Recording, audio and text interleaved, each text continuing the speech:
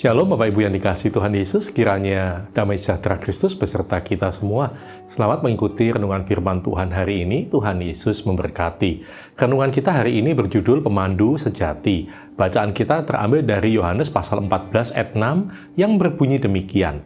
Kata Yesus kepadanya, "Akulah jalan dan kebenaran dan hidup, tidak ada seorang pun yang datang kepada Bapa kalau tidak melalui Aku." Bapak, Ibu, dan saudara sekalian, seorang turis sedang mengadakan perjalanan melalui wilayah yang asing baginya. Desa yang akan menjadi tujuannya berada di persimpangan jalan dan harus melewati sebuah bukit. Perjalanan itu sangat berbahaya, karena itu ia memerlukan seorang pemandu yang kompeten untuk mencapai tujuannya.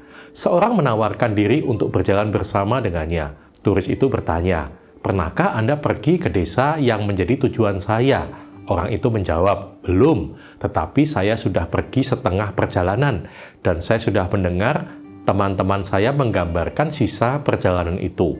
"Wah, maaf, saya tidak bisa menjadikan Anda sebagai pemandu perjalanan saya," katanya.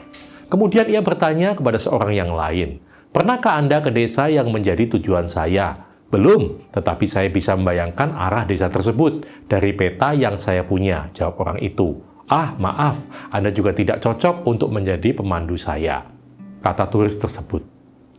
Lalu kemudian, seorang lain menawarkan diri. Turis itu kembali mengajukan pertanyaan yang sama, dan kali ini ia mendengar jawaban yang berbeda. "Tuan, desa yang menjadi tujuan Tuan adalah kampung halaman saya." Maka orang itulah yang dipakainya sebagai pemandunya untuk sampai ke tempat tujuan.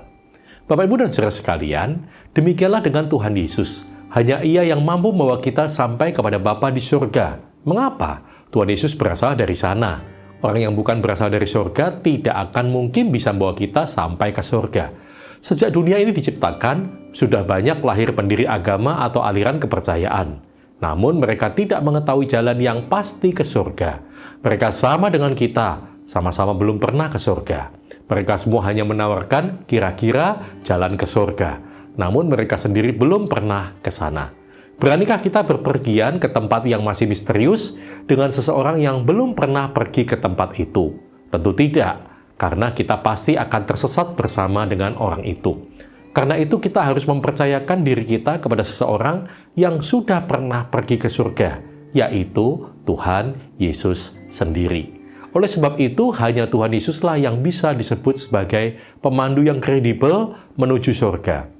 Dengan Dia kita tidak akan tersesat, pasti sampai. Saat ini, banyak orang yang menganggap bahwa ada jalan lain menuju surga selain melalui Tuhan Yesus.